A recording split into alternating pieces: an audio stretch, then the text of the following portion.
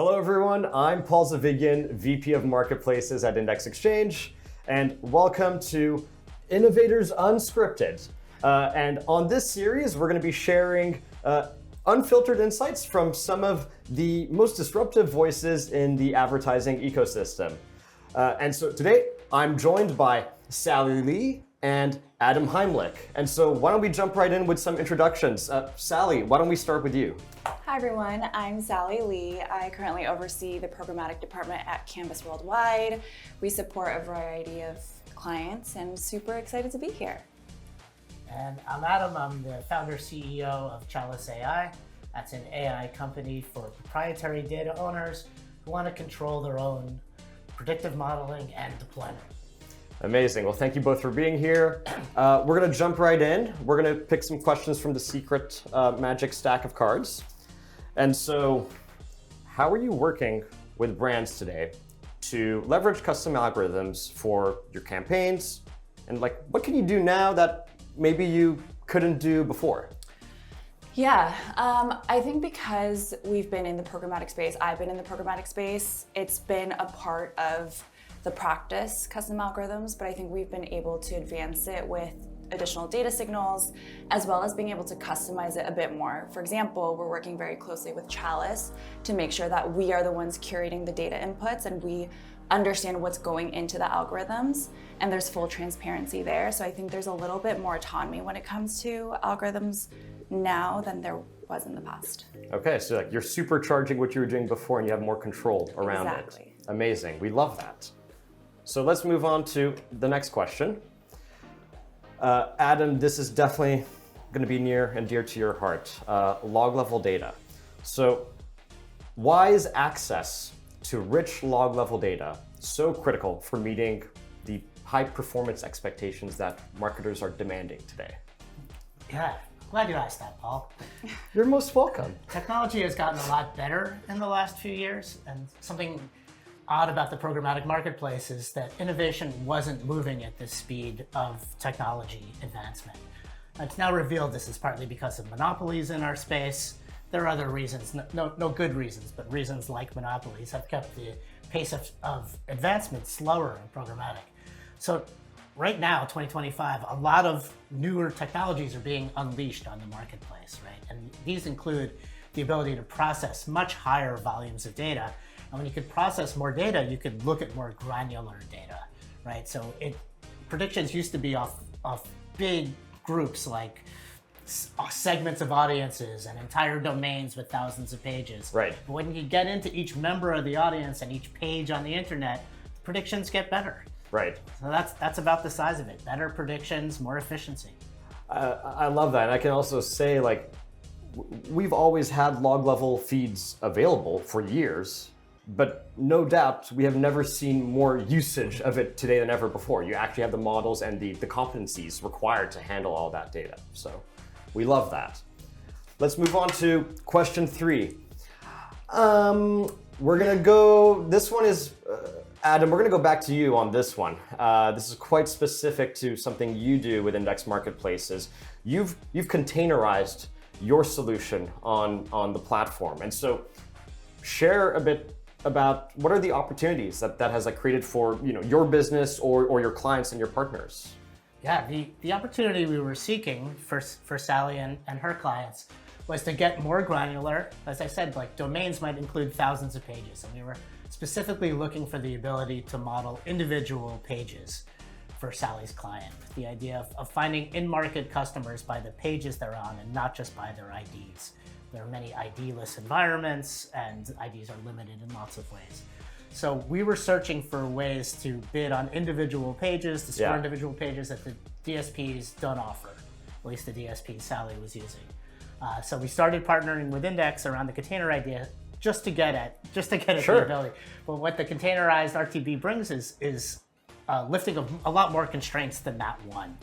Right, so we're finding that it's adding efficiency in a lot of other ways that are very exciting, and in the roadmap for containerized RTB are yet more advances. So I think people should think of it as it's a more efficient way to transact that removes constraints. And this example of going full page URL instead of domain is the first and a good one.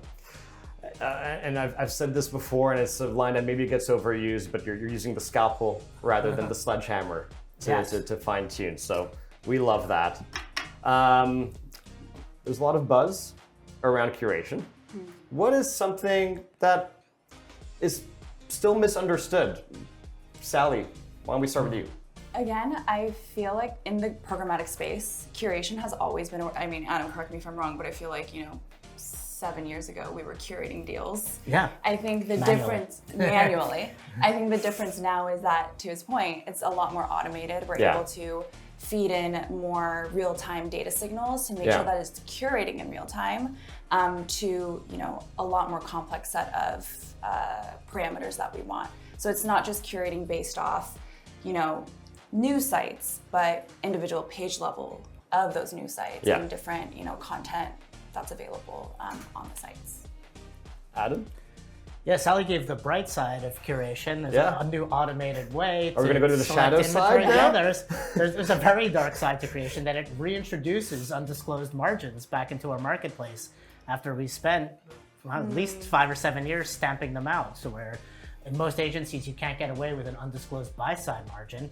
Now there's all these curation houses getting away with undisclosed sell-side margins. That's very unfortunate. And I think it's going to take another multi-year effort to get rid of it. But it's something that could be much more efficient, but unfortunately is being used to hide costs, hide fees. And I think this is where, as a platform, we want to always make sure we have that control so that there is that choice on the table for companies to be transparent and to share exactly what's happening under the hood.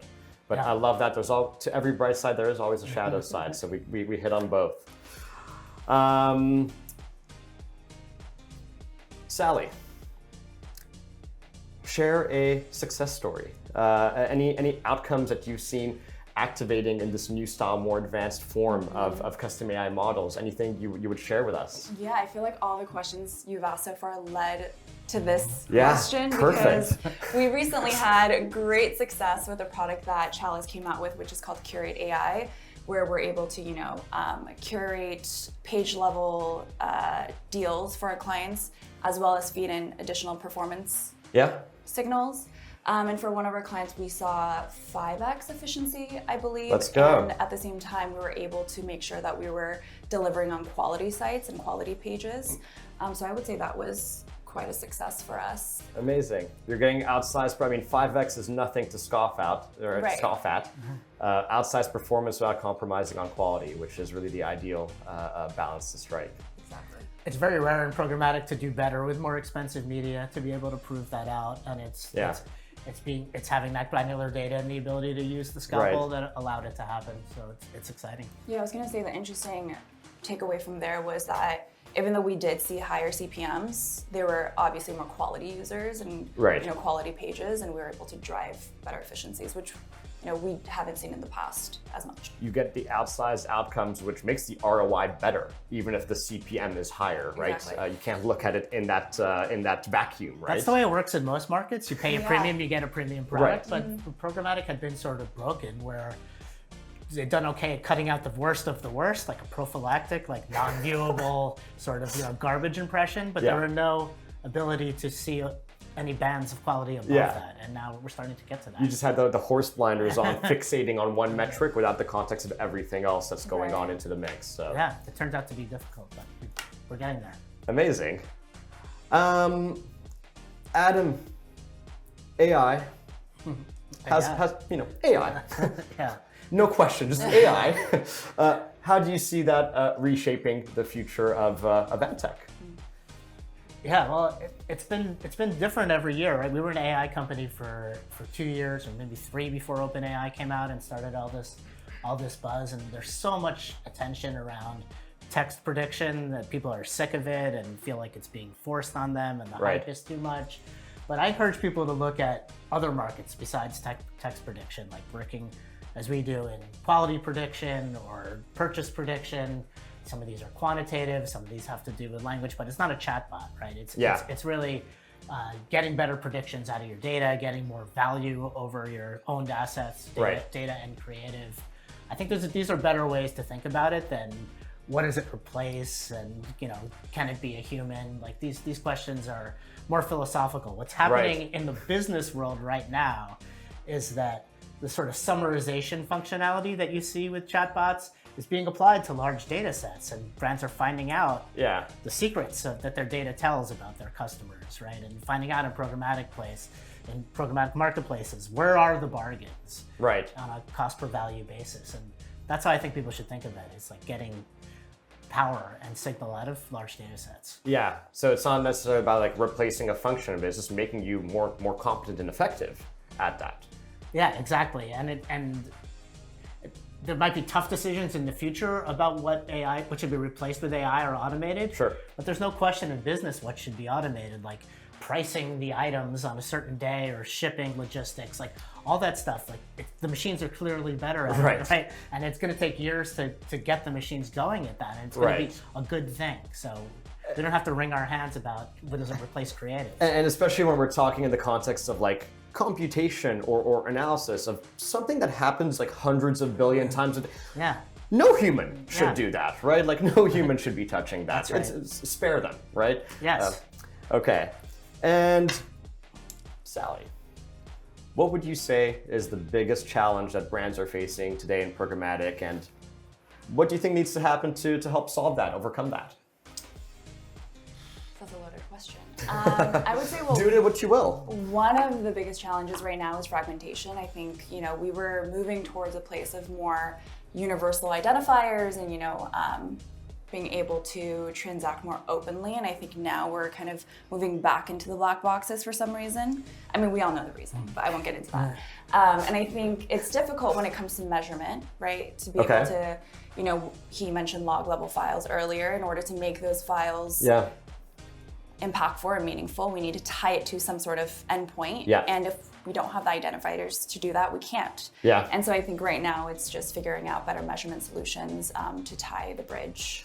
Yeah, you have all the pieces and the ingredients that are there, but they're kind of from different sides, different systems, and you got to do a bit of magic to connect the dots so you can tell the full story end to end.